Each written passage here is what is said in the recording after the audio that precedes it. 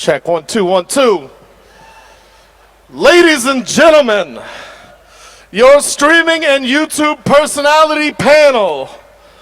Please give a round of applause for ProJared.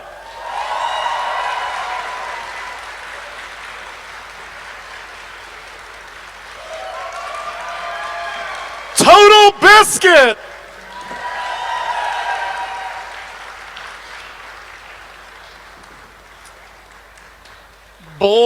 Blackinola.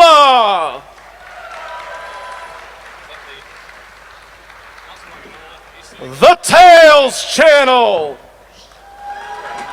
Who is winning? It's a mystery. That's you. And LilyPichu.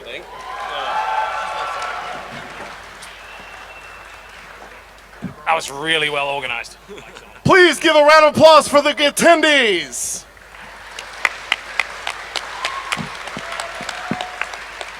Hey guys. My name is Lubu. I am going to be your moderator today for these wonderful people. We're going to do a handful of open discussion questions, at which point about halfway through, we will open it up to fan questions from the audience. As always, if you have a fan question, keep it in your brain for right now until we call you up. Make sure that it's concise and doesn't say anything that they don't want to answer ahead of time, because I don't want to have to just tell you to go sit back down. So, y'all. Welcome to Georgia. Go ahead. What? Do you have sound? I should. Yeah, I'm good. Does everyone have sound? Testing. Oh, man, Fantastic. it's a little quiet. You don't? It's a little quiet. Can I get Blackinolas up? Can everyone back in the audience actually hear okay? Ooh. Good. Oh, there it is. All right, Awesome. cool. An unenthusiastic yes, we heard. All right, great. That's how I like it. Testing. So this is the YouTube and streaming online personalities panel, and a lot of people here to hear you guys talk about that. I would like to open it up with a simple question. What do you feel about the current state of streaming as a source of viable income? Nice starter for 10 there. Nice easy one there. Yeah. He said backstage, we're going to ease you in. What do you have for breakfast this morning? Oh, so what's your favorite color? TB, what did you have for breakfast this morning? I had steak and eggs, and it was phenomenal. Thank you for asking. You're welcome. I slept past breakfast. Oh, so. it's nice for some, isn't Yeah. it? Amateurs.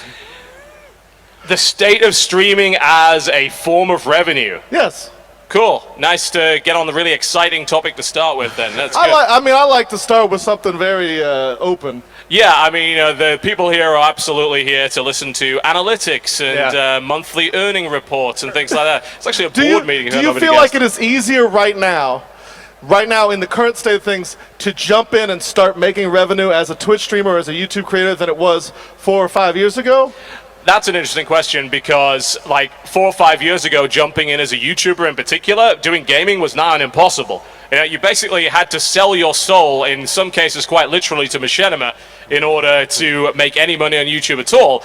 And Twitch as an entity didn't really exist. It used to be Justin TV. Some of us used to stream on Ustream and live stream with that horrible client that streamed it. Oh God, it was more like interpretive art than it was streaming. You had to have a bit of an imagination as to what was on the stream, because it was just a set of colored blocks for the most part. But it's more accessible now than it is to anybody to get started. Is that a guarantee of success? No. I mean, it's a hugely saturated market. Everyone would love to do it. A lot of people can just do it for a hobby, do it amateur, but if you want to do it professionally, it requires a lot of luck, a lot of dedication, and a decent amount of knowledge to kick you off, as well as the right kind of connections. Now, some things are easier, though.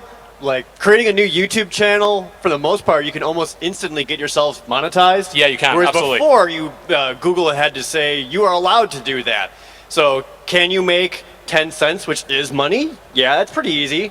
Being successful at it is much more difficult, but it is easier to at least get that right away and get started compared to being approved to make money on YouTube, at least. Yeah, all those barriers to entry are gone now that used to be there. The gatekeepers, I suppose, have kind of just past their relevance. So anybody with a copy of OBS can start streaming and see whether or not anybody cares, you know? And that's the difficult bit, getting anyone to actually care and really motivating people to watch the content. Do y'all have anything to add? That was pretty to the point there. I mean, they seem to cover everything. Okay, so you mentioned Machinima, and I understand a lot of the stuff in there. And do you feel like joining things like Machinima or Polaris groups like that are a do you feel like that is an advantageous thing for a new YouTuber? I got an ironclad contract. I don't have to choose any words carefully. These days, back in 2010, it was basically impossible to monetize on YouTube without Machinima, right? And without the game station, which then became Polaris.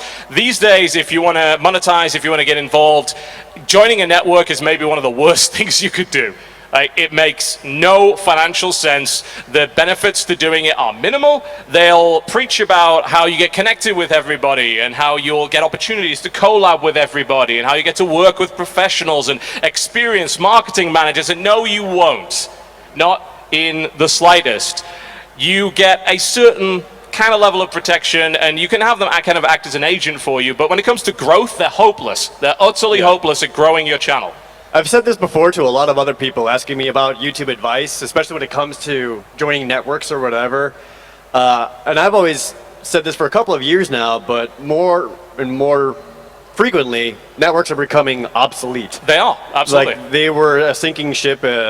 It only lasted a few years, but they're an old model of monetizing on YouTube, because before you couldn't get monetized right away. You had to. Yeah, it was actually, weirdly enough, networks were kind of a loophole in the sense that YouTube said you can't monetize gaming footage. It's like, but we're technically not monetizing gaming footage because these guys are doing it for us, kind of on our behalf through a company. And there was sort of a sort of trust relationship there between Google as a company and these networks. That's no longer the case.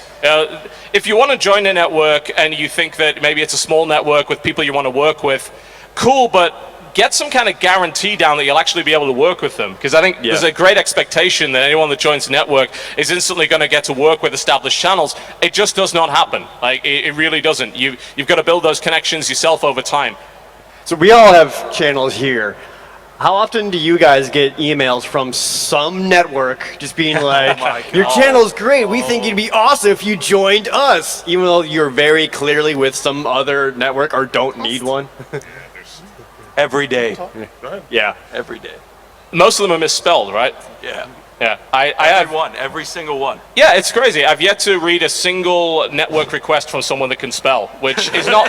If you're going to enter a business relationship with someone, basic spelling and grammatical sense is usually a good starting point. The thing is, these networks pop up from nowhere. It's like, I've never heard of these guys. That's because they didn't exist yesterday. You know, they just came out of nowhere. You don't want anything to do with them. You can absolutely be independent these days, and it's advisable too, I think. Okay. I agree. Awesome. A story I wanted to share is when I first started getting into YouTube a little over 3 years ago, I was with Broadband TV. Sure. I was a young and irresponsible. I didn't know anything about YouTube. I got signed into a 5-year contract, a 60-40 split. And I was like, hey, somebody's giving me the opportunity to make money because it was better than AdSense at the time. Yep. Why not? And I was making pennies on YouTube videos. Like I had videos with like 100,000 views and like, well, where's all my money? They took it. Yeah, The answer. They take most of it, and you have to be under a certain threshold. Support was non-existent. I was lucky enough to be able to get out, but you know, those networks back then just accepted anybody with a pulse, and that's how they make money. They're making money off of just hordes of people. Volume. Yeah. And you get no individual support in a situation like that. If you're in a network with 10,000 other channels, how much attention do you think you're going to get from a channel manager? Right. No lot. Nothing. I can tell you none. All right. So it is now. I think is it June yet? Is it day till June? It's the end of May. Couple days, yeah. Couple days till Couple June. days. That's the middle of the year. Middle of the year.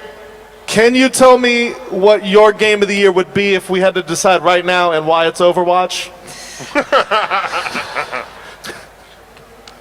Some of us don't like Overwatch. Well, I mean, Well, now to be fair, it's just We because don't like it around these parts. now to be fair, it's just because it's not my kind of game.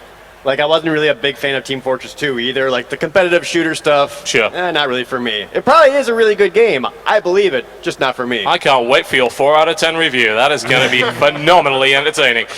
It's coming. 4 out of 10, not enough butts. Ooh. What have I liked so far? Stardew Valley is pretty great. I'm enjoying that one a lot. Yeah. Stardew Valley. Doom. Doom is excellent. Yeah. Doom is excellent. Phenomenal campaign. Love that. Great game. It's like, what else has come out this year that hasn't completely sucked? Battleborn was okay. Dark Souls. I actually haven't played Dark Souls 3 yet. I'm awful at it, so I don't even try. If you want like the best piece of advice that I can ever give to anyone that gets into YouTube and streaming, look, just don't try. Like, if it seems too hard, maybe just don't bother. Don't do that. But Dark Souls is way too hard. No, I can't do it. I'm a filthy casual. I embrace that now. I'm too old for this shit. So we've seen a handful of celebrities have started streaming. T-Pain has been on Twitch. T-Pain's in Atlanta. Finally, mainstream acceptance for gaming. T-Pain is our messiah. You're in T-Pain's home city. People love him here. T-Pain has been streaming. A lot of some celebrities have been streaming. Do you feel like if more celebrities start streaming with some regularity, that could push out traditional content creators and things of that nature? Absolutely not. They're terrible at video games. No, I was actually, I was streaming myself playing Doom. At the same time, T-Pain was also playing Doom. And I had people watching both telling me I was way better at it, so. Did that make you feel good? No, it was T-Pain. I don't think there's any expectation level when it comes to that. We have seen celebrities starting to get into streaming and things like that. I know Deadmau5 does it. The cool thing about Deadmau5 doing it is he actually cares. He's not doing it just for publicity. He's actually, a legit gamer. He's been a gamer for ages. He's into that kind of thing. And he does it mostly, he doesn't do it for money. I mean, God, he does it because he wants to do it and he finds the idea of streaming to be engaging. And that's cool. And we see things like Clueless Gamer coming in from Conan as well, and those are cool. I think we are definitely going to see a few celebrities coming in that are really not into it, but they think, they've been told by their agent that this is a new demographic that they need to try and exploit. Unfortunately, gamers are very cynical people, so I don't think that's going to work out so well for them. I can't see celebrity streamers or whatever pushing out the existing crop of streamers. For the most part, people are really good at detecting bullshit. And a lot of streamers, like celebrities who try to get into streaming are going to be BSing quite a bit. I think that's fair. Okay. Do you guys have anything to add? I think celebrity streaming on Twitch is really cool. Like, it's nice to see who's like a closet gamer is like, the last person that you'd expect to jump on Twitch and play like GTA. Like, imagine like Obama getting on Twitch. Everyone would watch that, regardless of what he was playing. Like, I was Battletoads champion. I'd watch the hell out of Obama playing Battletoads. That would be wonderful. It doesn't matter what the game is. There's a certain appeal to watching people who you aren't used to traditionally seeing doing that thing, and that's fascinating to me, at least. So. Yeah, I know the Imagine Dragons guys are pretty stream League of Legends. They're huge in League of between, Legends fans. in between. Yeah, I mean, they're legit into gaming as a culture. There's a reason why it was great when they actually showed up at the Game Awards and at the League of Legends finals, because you knew that they weren't there just for the paycheck. They actually cared about what was going on the stage, and that resonated well with the audience. And I think that if you connect that way, then people are really going to appreciate that. And when we see that happen on Twitch, that's amazing. Yeah. So we'll start all the way down there at the Tails channel, and I'd like, if there was one game that you could go back and delete from ever existing, any game that has ever come out that you feel like is terrible representation of what you love, and you could delete it, what would you pick? Sonic 06. Hey! And we're done here. I mean, it's hard to beat that, isn't it? Yeah. We need an explanation, though. Like, as someone who has never touched that piece of filth in my life, explain to me why exactly Sonic 06 is as bad as everybody claims it to be. It just really is. There's no explaining it. There's so many glitches, and it's just the fact that Elise kisses Sonic and just stuff like that, you know what I mean? It's weird. I mean, that is a little odd, isn't it? Is the game actually beatable? Yeah, it's beatable. Oh, okay. Yeah. I was working at a GameStop when that new generation of consoles was coming out, so I saw constant promotions for Sonic 06. I had to sell that thing. And one of the big things they were trying to promote was like, look at the physics of these boxes. Oh my god. Look at them roll around and stuff. I'm just like, do you run fast or? I mean, I don't know about you, but when it comes to moving crates, that's what I look for in my Sonic games. Next generation crate shoving. That game is a glitchy disaster. But which is worse, though? Sonic 06 or Sonic Boom? I would argue Sonic Boom. Really? Yeah, I mean, I would say Sonic 06 is the better game.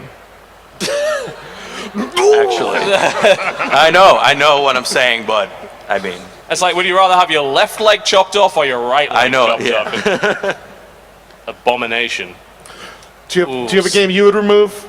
I mean, I'd remove probably most of them, but I'd try to think of something that I'd really, really, really want rid of that is not just bad. I mean, there's plenty of bad games. There's bad games come out on iOS and Steam every damn day. The thing is, they don't matter. They're not significant in any way. They don't actually influence anything. The question is there something that really ruined absolutely everything? And the answer is probably something like Farmville. The entire social idol genre, which is literally designed to do nothing but suck money out of kids and bored housewives. It basically ruined an entire platform for all intents and purposes. That monetization model was just such an awful thing, and people were designing games just purely around trying to suck money out of people. And if we could just get rid of the thing which probably started it, you know, the patient zero, as it were, was probably Farmville. They'd spawned so many copies of utter nonsense. I mean, it's not a game. There's no gameplay. You don't play it. It plays you, if anything. Your answer was far more noble than mine. Mine's mostly in spite. I would absolutely get rid of Final Fantasy 13. Yeah. Wipe it clean, start over. If we went from like 12 to 14, no questions asked, just like, all right, whatever. 13's an unlucky number, I understand. The bad thing is they kept making them. And they made 2 more! I don't understand that. And they had 2 other games also originally in that universe, and they realized that was a bad idea, and they made them their own things. It seems like the one Final Fantasy universe that people cared the least about. That managed to make the most games in it, which is a That's little because weird. they tried to force you, like, you're going to care about this one, and it's, no, we don't. You can't batter people over the head with it.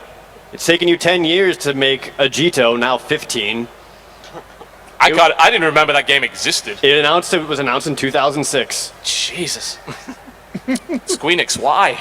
Like, what are you doing with your lives? Yeah. Jared stole my answer. I have a immense disdain for that game, and I consider myself a Final Fantasy just big fan. So I was super excited for all the stuff they pushed. But after 15 hours of running straight, the music was great, the characters were memorable, the story was all right, but the gameplay was just took away. But if there was a game I really wanted to delete, it would have to be Banjo-Kazooie Nuts and Bolts for the Xbox 360. Let's take one of gaming's most lovable collectathon franchises and just completely screw it up. Like, I know it's a family convention, so I don't want to curse, but they just took everything we loved about the game and completely changed it. There was not really a reason to. There were people that were waiting for Banjo 3, and I can echo all the things that, there's a JonTron video about it who feels the same way that I do, and I'm sure most of you have watched that. But how to kill a franchise 101, just do what Microsoft did. So, yeah. I don't really have a game I would delete. Okay. Fair enough. Good answer. Oh, you're too nice. I say that as you hold a bloody knife and you're covered in blood. Just keep saying that to her, and you will live through this panel. You're very nice. Don't kill me. So, I don't know if you guys were excited about that. Microsoft had announced, I think 2 E3s ago, or maybe one, a Phantom Dust remake for the for the 7 of us who loved Phantom Dust originally. Yeah, I was going to say, now. most people do not know what Phantom Dust is, but we've got a couple in the audience, which is pretty cool to see. That guy. If you played Phantom Dust, you know. WTF is Phantom Dust. What game? Is there a game like Phantom Dust that you guys think should be brought into the modern age, should be revamped and remade, or maybe not reworked, but HD upscaled, that they're just kind of ignoring? Is there some, or is it kind of like a sacred, leave it alone? It was great when it was. Don't make that iOS version of Final Fantasy VI that they put out. Please don't do that. Please don't do that. And it's a difficult question, but you've got to have some. I mean, come on, you cover a lot of Sega stuff. There's got to be something. They screw up so much. Like, are they going to put out Knights and you're just going to like lose your mind? That they ported. Yeah, the port was not good either. I was upset about that. Sonic Genesis. That was a terrible one. I mean, if you played it, you know. So, yeah, I see you. Yeah. So, What exactly about it was? It's Sonic 1, but it's not Sonic 1. Okay, how? Oh wait, no, I heard about this. You played it before, right? I didn't play it, but I just heard about But it. you've seen it. I think so. It's so bad. They take everything about Sonic 1 and they just throw it in the garbage. Does I he mean, not that go sounds like fast? Sonic 4 Episode 1. It's worse. Worse? It's Oh, worse. jeez. It's bad. Why is Sonic a never-ending cavern of horrors? Why is that? And yet, why is he so popular? I have no answer to that. I don't know. Some sort of weird video game Stockholm syndrome, I think. What if they took the Sonic cartoon where it was like post-apocalyptic future and they redid that? Stop it! Don't. No, that's. Yeah, God. Steve Urkel was the voice of Sonic. It was great. Oh my god. You That guys, will ever go see, down as a dark day in history, then. you guys ever see the Sonic Underground cartoon? Yes. Where there are 3 hedgehogs, all voiced by Urkel. One of them's a girl. But I think at that point they're just taking the piss to see what they can get away with, really. They played musical instruments. They I sang, mean, yeah. that's Sonic in a nutshell, right? Absolutely. So a game series that I always wanted to be brought back to this modern day that has been long forgotten since the Super Nintendo days was the entire Illusion of Gaia series. Whether it's Soul Blazer, Illusion of Gaia, or Terranigma, that series brought back in some form I think would be fantastic. I could see Soul Blazer as a Dark Souls almost game, but with world building or something. Yeah. It'd be interesting. Like Deception and Dark Souls put together. Yeah, all those games are pretty much about creating whatever world. Yeah. So instead, Square Enix wants to make a bunch of 13s. Yes, unfortunately. There are so many games, especially on PC, that could really do with a bit of a coat of paint or a new iteration. There's one that almost had one, but it didn't quite hit the mark, and that was Dungeon Keeper, which is an absolutely phenomenal game. They made another company made something called War for the Overworld, which is not bad, but it didn't quite kind of hit the mark. And I think, if anything, you want to go back to that that era of God games, sort of Bullfrog-esque God games, Populous. Yeah, Populous. I'd love to see Black and White made again, but this time actually fulfilling at least half of the promises that Peter Molyneux made on that. I'd go for a new Powermonger. A bit of Powermonger, yeah, that's a bit of a classic there. Just a classic God game with current technology, I think, would be phenomenal. We, surprisingly enough, don't get that many of them. Yeah. Me being an old man, for anyone who's over the age of 27, I would love to see an HD remake or re-release of the Streets of Rage series. Oh, yeah. That game. Thank you. I was super Genesis fanboy only because Sega did what Nintendo. Even though the audio system was not as superior as the Super Nintendo, they did more with what they had. So the game had fat beats, Yuzo Koshiro is a legendary producer, is, yeah. and he's a great guy, and he just did so much with that game and brought so much environmentally wise. The looks, the feeling of breaking somebody's back with Max as you jump and just do half their HP. So I'd really love to see a game like that in a modern sense. I can't guarantee it'd be good or even playable, but I would still pay money to play that. Gotta agree with that. What about you? What modern game? What game would you old bring back? game that you like, that they haven't remade, would you like to see remade for the new? It's not as cool, but I really want Pokemon Snap to be remade. Oh, yeah. That's a cool game. You guys like Pokemon Snap? Pokemon Snap for Oculus Rift or the in VR, that would be crazy. I mean, if Nintendo had any sense, they'd have done it with the Wii U already. They literally have that stupid screen thing, Yeah. but Nintendo doesn't know what it's doing, so... I have a trivia question. Does anyone know that there was one Pokemon that was featured in Pokemon Snap promo materials that does not appear actually in the game? Oh, that's I only vaguely remember because I too watched the Did You Know Gaming on it. That's right. It was Ekans. Ekans. oh. Ekans. Who cares about Ekans? He's not even. that Team cool. Rocket cares about Ekans. Akinola. Sorry. So, I got upset right there for a second. I'm sorry. Please don't hurt me. I apologize. It's gonna be a fight. It's gonna be great. The Poke fight. Once we get Pokemon Go. Do you guys think that Pokemon Go is going to be as big a deal as the internet hype machine has made it? Does it Not a chance. It'll last about as long as Miitomo. You know, I saw it and it kind of looked weird.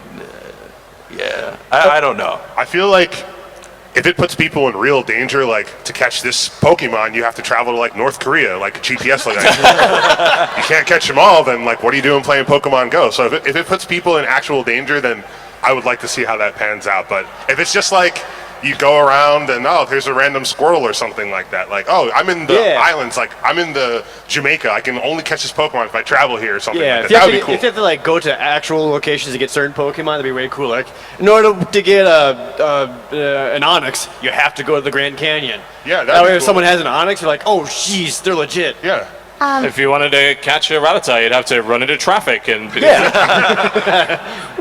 I think certain locations would actually pay Nintendo to have rare Pokemon only appear in that tourist attraction. So they make money. Yeah, that would be cool. That would be cool. Yeah. Yeah, I believe, so current news is that there's only going to be 100 Pokemon at launch that you can catch, but you have to physically travel to specific locations to restock on Pokeballs. So do you feel, so do you feel like suddenly you'll be like, oh, I gotta go to the 7-Eleven, and then you go there and there's like 100 other people just staring at their phone going, And that's when I promptly delete it. It's like, I feel like at that point I just won't do that thing. Yeah, it's like, I don't want to be associated with this. No. I think that it would be fun. yeah? Yeah. If everyone takes their 3DSs and Street Passes at the same time? Yeah, it's already a social thing. I mean, I've got my 3DS on me basically all the time, and if I can do that and get a cheeseburger Big Bite at 7-Eleven, then two birds with one stone. I'm okay with that. I'm just glad there's one person at this table that's still not a complete and utter cynic that hates video games anymore.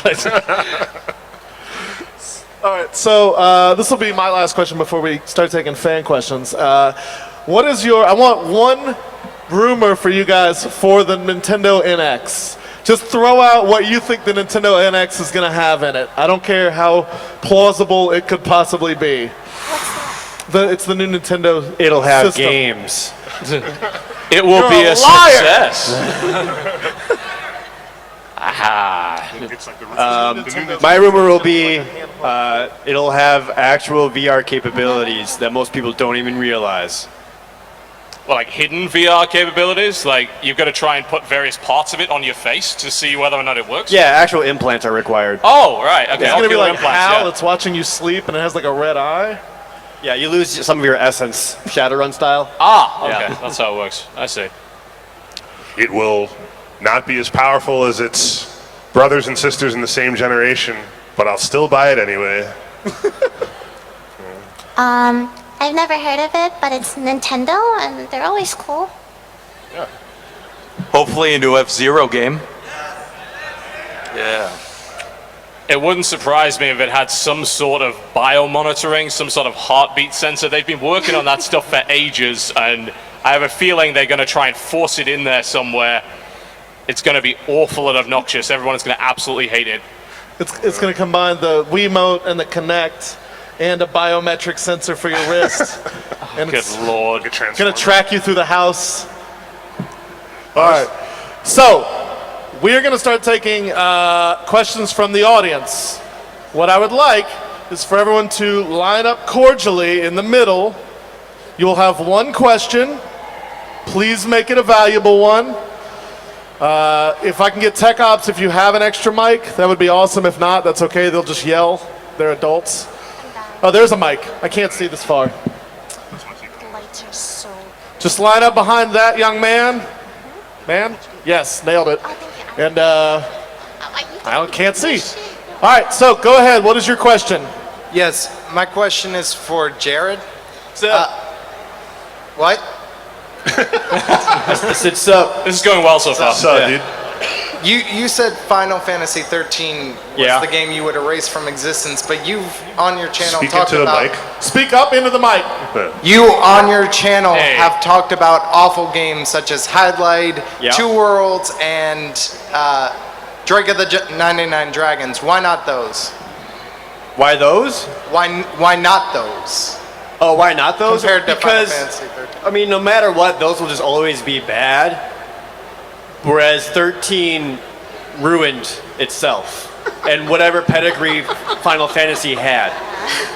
Like Final Fantasy used to be a thing where any new game you're like, yes, let's do it. And then 13 came around and people finally realized, wait, sometimes my favorite series can be bad. And it shouldn't do that. Like, there's a billion main series Mario games, but they're all generally good games. Final Fantasy should be the same way. As soon as Square realizes that graphics aren't all that matters. Okay, thank you. No problem.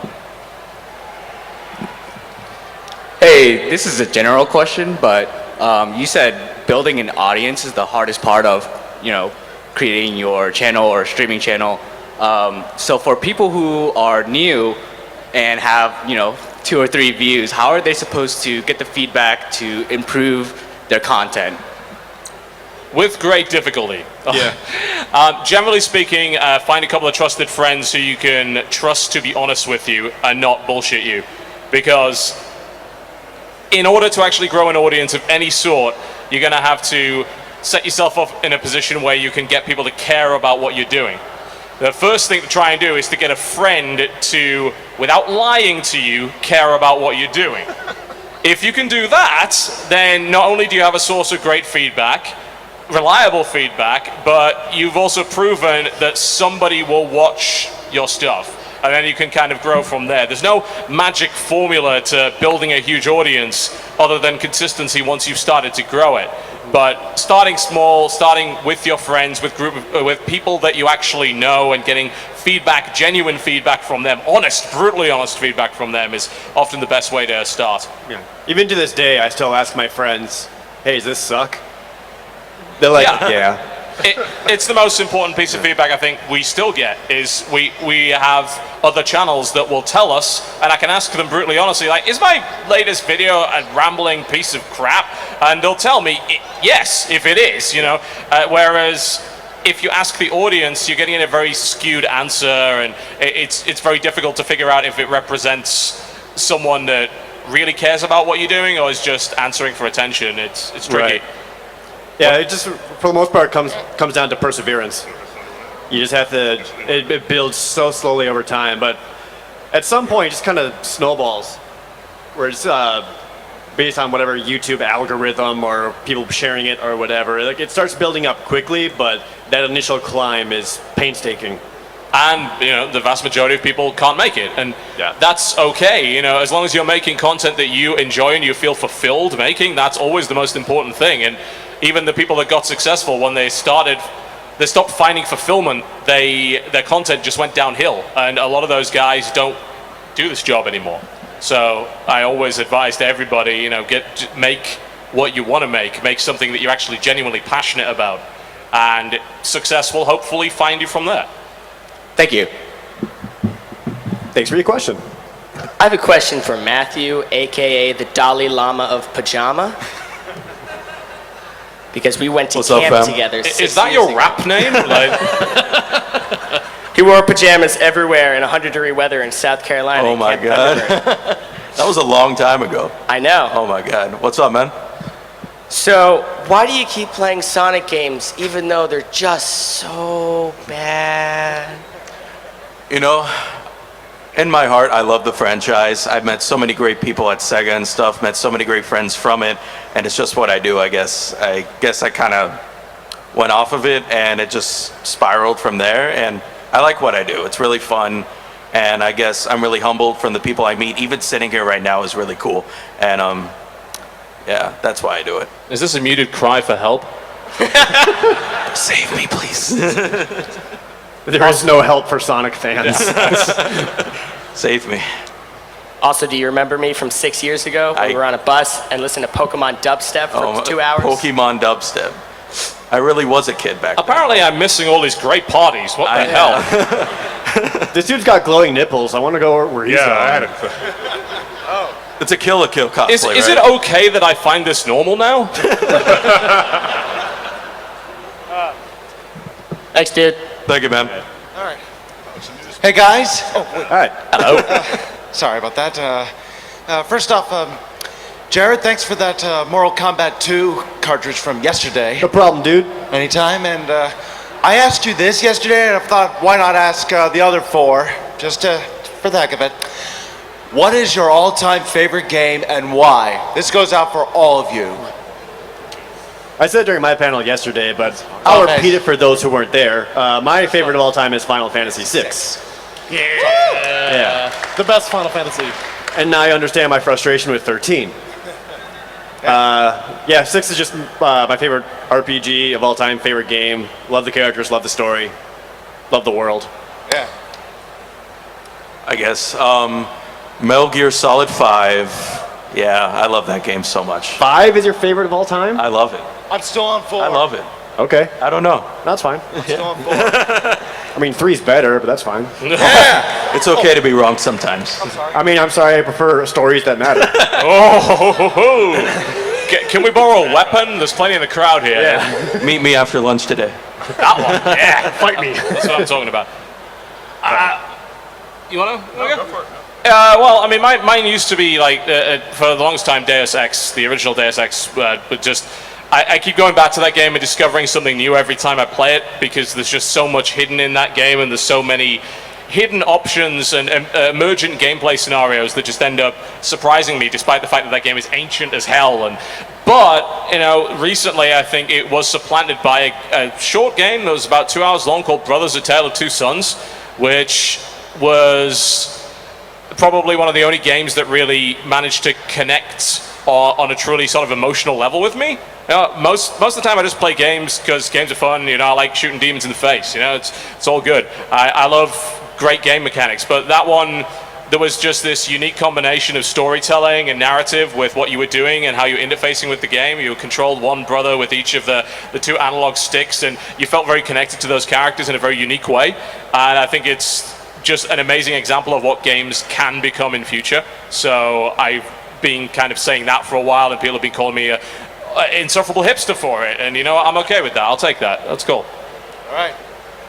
For me, it was a timeless classic. I'm sure you all will agree with me on Yu Suzuki's Shenmue for the Sega Dreamcast. Came out in 1999. It's my favorite game because it tried to do what no other game did back then. It was a very ambitious project with like real-time weather. You could go play video games. You were just a school kid trying to avenge your father's death, but there was so much more to it than that. So you had to ask around, and you were just average, but you trained and you found out more information. And were you going to get the girl in the end? It just tried to do so much. I mean, the gameplay is not the best, but that doesn't matter.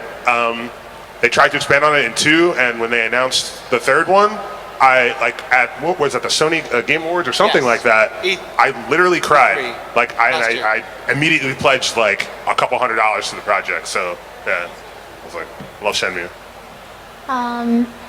My answer is not as cool as his. It's Pokemon Puzzle League for the N64. That's awesome. Not bad. It's like Tetris Attack, but Pokemon. And the only reason I like it the best is because it's the only game I'm good at. Just curious. Thank you very much. Thanks. Thank you. Thank you, man. Hello. Hello. How you doing? This question is for all of you, but I think TB might have a little more information about the subject. Based off of the extra tech that you need and peripherals and whatnot, how viable is VR for streaming compared to traditional games? VR for streaming. It's extremely viable for jamming your hand in a ceiling fan and screaming hilariously, "Thank you, cry," for that moment. It's accident prone, it's very physical, it's comedic, I think, in many ways. Like experiencing, I think what a lot of us are trying to figure out right now with VR is, you know, can we make some kind of content with it that's worth people watching? And a lot of it is down to, we could do something funny with it, or we can kind of recreate the scare cam phase of, PewDiePie's rise to world domination and so forth. We can do that kind of thing, but how do we present it, and how do we let the audience experience it in the same way that we are? And the answer is, well, you can't. You really can't, because if you don't have a VR headset, you don't experience the same thing. I love the idea of it. Okay. I think you could create some really entertaining content around it, but people are still trying to find their feet with that content and trying to figure out how to best present it. I'd say in VR in general, enjoy it while it lasts, because it's going to last about as long as 3D movies. I strongly disagree with that statement. All right. Absolutely disagree with that. Fight. Sorry. I think VR opens a lot of different ways to create either new genres or allow you to experience new genres, whereas 3D was really just an enhancement to something that already existed that wasn't really wanted in the first place. I think there's a lot of potential for room scale gaming, for very physical gaming, for very immersive gaming that wasn't possible prior to that, whereas I don't feel that 3D brought anything that wasn't already possible. It was just kind of a veneer. It was That's fair. They're different beasts, different technology, but when they create something new with VR, let me know. I mean, a new genre or whatever, instead of just trying to do the same stuff in VR. I think they're getting there. It's going to be a point where they have to create something that's more than the proof of concept at this point. I don't think it's as viable. I think it's going to come down as well to how many people adopt the technology. Yeah. Because no one's going to spend a lot of money making a game for VR, especially one that's risky, if they are not going to sell a lot of copies of it. So it could be a bit of a catch-22. Where are the games on VR? Well, we're not going to make them until you buy them. Well, I'm not going to buy them until you make them. Right. Thank you. Hello? Mine is directed. Can you get a little closer to the mic, please? Oh, sorry. Thank you. Mine's directed to Totalbiscuit. First, I want to thank you for the Co-optional Lounge. I love all your content for that. It's just hilarious. I thank the Co-optional Lounge for sending me to the ER a couple of weeks ago. That was great. Super fight, I know. But I also enjoy your Secret Hitler. That's always fun. I love that we're in a place where it's okay to say I enjoy Secret Hitler without any context. I think it's just a wonderful world we live in. I knew you were Hitler.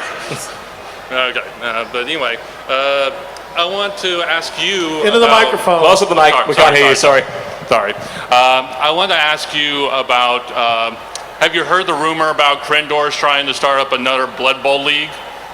That'll never work. Yeah, but if he does, do you think you can be joining him on that one and try to stomp little Skittles this time? No, I don't think so. I think I'm a little bit done with Blood Bowl. There's only so many hairs I could tear out of my head before I don't have any left, and Blood Bowl is maybe one of the most frustrating games to ever exist. So probably no. I think I'll avoid that one. All right, thank you. Hello there. Hi. Are there any foreign gems you've encountered before, that have never come to the U.S. that you want to come to the U.S.? I guess. Sorry, can you speak a little closer to the microphone? You guys can adjust the microphone. There's a thing there to bring it up. Yeah, you got it real close. Eat it. And speaking. Yeah, there we go. How's that? Excellent. Much better. Is there any foreign gems you've played before that have never come to the U.S. that you'd like to see? Even to this day, some don't actually arrive on. Oh my God. Any import games? Yeah. We like a lot? Like a Japanese game imported to the U.S. or something? Yeah. Or anywhere, but... For me, it's Phantasy Star Online 2. Oh, yeah. I need that game, man. It's so fun. It's really fun. Which is weird, because I actually played the English version of that at PAX East years ago, and they're like, it's coming! And I'm like, sweet! In 2012, right? Yeah. Oh, man. Nothing. I kind of mentioned it earlier, but Terranigma, I loved. That was only released in PAL regions and never in North America for whatever reason. For me, it was Seiken Densetsu 3. Ooh, also good. Yeah, and I can't read Japanese, so I played the ROM when it came out in English, and it's one of my favorite RPGs. It's so well done, and there you can play with 2 people, and if you find the ROM, you can play with 3 people. It's really good. So. I don't think I've ever played an imported game. I'm sorry. I would love to see a proper official translation for the second and third parts of Shining Force 3. Nice. on the Sega Saturn. Only the first one was ever released. There are fan translations and patches that you can get for parts 2 and 3, but Sega never properly supported them. It's difficult to get copies of that at this point. I would love to see that. I think it's a timeless tactics RPG on the level of Final Fantasy Tactics, and the way that the story was told across 3 discs, where what you did on disc 1 affected disc 2 and 3 directly, was amazing. But of course, Japan is the only people that got to experience really discs 2 and 3. So I would love to see that happen. It never will, but I'd love to see it. I miss the Shining Force series myself, so thank you for your answer. Thank you for your question. Thank you, man. Hey gamer, what's for lunch? You had to. Yeah. I feel horribly That's not my left out. actual question. Just It's yeah. an insight. Yeah.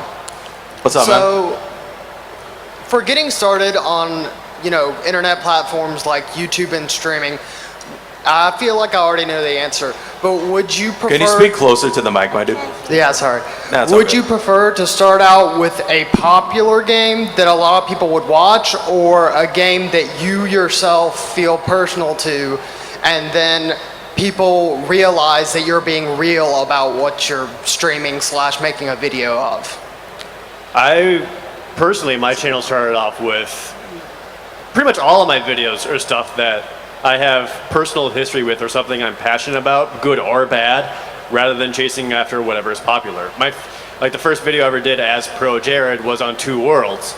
No one gave a crap about that game, and no one should. Yeah, but I made a video on it because I want to talk about how bad it was and make fun of it. Even to this day, the games I talk about, I don't just randomly choose out of what will get views or whatever. It's because I have a history with it and I want to talk about it. The next video I'm doing is on a 1991 DOS game that very few people actually know about. But I want to talk about it because I played it a lot. So I would always rather stay true to myself than manipulate whatever system to be successful. Yeah, while YouTube can be considered as like a business, I think it's more genuine if you really just want to do something that you want to do. Like, don't do the popular games just because other popular people are doing those games, right? Because if you want to, go right ahead. But if you're doing it just for that reason, I mean, what's kind of the point? That's not really who you are, your personality. So do whatever you want. And, it may take more time, but I can assure you it's worth it. It's ultimately a creative industry, and people see right through passionless shills. Yeah. It's as simple as that. If you're playing something solely because it's popular, people will spot that immediately. And the thing is that you don't have to choose. You can put yourself in a position where you can become a tastemaker. You can say, look, I really believe in this game. I'm very passionate about it, and I want to share my passion with you. And it can be infectious. You won't necessarily get hundreds of thousands of new people to play that game, but you get a couple of people into this game that you really loved, and that's incredibly fulfilling. That's more fulfilling than anything, I think, in my honest opinion. I love that. I've been told numerous times how many times I've gotten people to play things like Dungeons & Dragons for the first time, or how many people thank me for getting them into Monster Hunter. I love that stuff, and that's why I talk about the stuff I'm passionate about. Yeah. And the same thing, it doesn't apply to just games, but even anime. Like, there may be some obscure anime that people have never seen before that you're super passionate about. Like, I told someone I made a list of top 5 anime, and they're all like super old stuff, nothing current, because I think the current anime situation is not as good as like the super old stuff, but that's me being an old man. Somebody left a comment on my video and was like, I watched your video and you told me to watch Gunbuster, and that made me feel so good because I'm so passionate about that short show. Like, your opinion and your general love for something inspires somebody else to do that thing. That's way huger than views or anything like that. And you have somebody who's going to be able to rely on you for stuff. That's huge. Like, you got to take advantage of that. And those are people who are going to come back and, what else should I? Because this person gave me a good example for this thing, or what else is he knowledgeable about? So that's what I go off of. Or you could also do a video on Five Nights at Freddy's. You could do that too. Because that's not played out or anything. Yeah. That's kind of the difference. It comes down to what do you want to do creatively. Yeah. We got to move on to the next one. All right, thank you guys for coming to Momocon. Yeah. Thank you, man. Thank you. Thanks. We've got 10 minutes, so let's try to get everybody in. All right, first things first, what's up, Memeheimer? What's up, man? Not much. My question to you guys is, and I know Jared already answered this at his panel yesterday, Out of any game you guys has played in your whole entire life, what is the hardest game you've ever played? Riven. Ooh. That game makes no sense. It was made by crazy people for crazy people. That was a game that was designed to sell strategy guides. That is a game, for those who don't know, it was the sequel to Myst, you know, one of the best-selling games of all time, one of those original adventure games. And it was a game where you find something obscure on the screen. You'd press this button that was disguised as a gecko that was sitting on a rock on top of a flower or something along those lines, and something would happen on the island. You got to figure out where on this sodding island something had moved slightly in order to move into the next puzzle or whatever. It was horrible. Oh, no. And Myst was already like super abstract. Yeah, and Riven is like, how can we infuriate people more than that? The developers like heard like, oh wait, people beat the first game? Not on my watch. My answer, I said yesterday in my panel, is but Drake of the 99 Dragons, because that game is physically impossible to play. I want to be the guy. Oh. Battletoads for Sega. Yeah. I hate that game. That is the worst. So I took my frustrations on like, oh, you can hit your co-op partner and just beat the crap out of them. It's like, I can't beat this monster. I might as well beat the shit out of you. So, you know. And on that note, Dark Souls 3. It's fair. Yeah, that's fair. Thanks, guys. Thank you, man. What's up, Chris? Good. How are you doing? I'm doing pretty well. Yeah. I think he's brought a bunch of ringers. Yeah. I didn't realize I was supposed to bring a posse. Oh. You didn't get the memo? Oh. Anyways, as you become popular personalities on the internet, have you found it hard to be treated like a normal person? Like, I would imagine that if you're going to groceries, all of a sudden someone would jump out and say, oh, it's the meme, or it's TB, or all that. Would you find, is it kind of hard living like that? Or would you want people to treat you more normal sometimes? I guess. I go to college with you, so you know this fairly well. I mean, some people have recognized me, and I'm like, oh, hey, what's up? But, I mean, I think it's fine. I mean, people know the difference between your YouTube persona and your real-life persona. Most of the time. Yeah, and they'll treat you as a normal person. And, I mean, you have, so that's good. I don't know. I mean, it literally comes out to conventions to ask you canned questions. Do you really think he treats you like a normal person? It's all a conspiracy. I mean, there's nothing wrong with approaching somebody who has some modicum of internet fame and saying hi, or even being starstruck in some way. It's entirely natural. It's just a case of understanding that if someone's at a grocery store or whatever, they're probably there to get groceries, not to do a fan meetup or whatever. And it's cool to say hi. It's just not like, I'd like to have a 30-minute conversation. Here's my life story, all this kind of thing. It's always great to hear stories from people that, we've, in some tiny little way, made their life better or whatever, got them through a hard time, or even something as minor as, hey, we got you to play a cool game that I now like or whatever.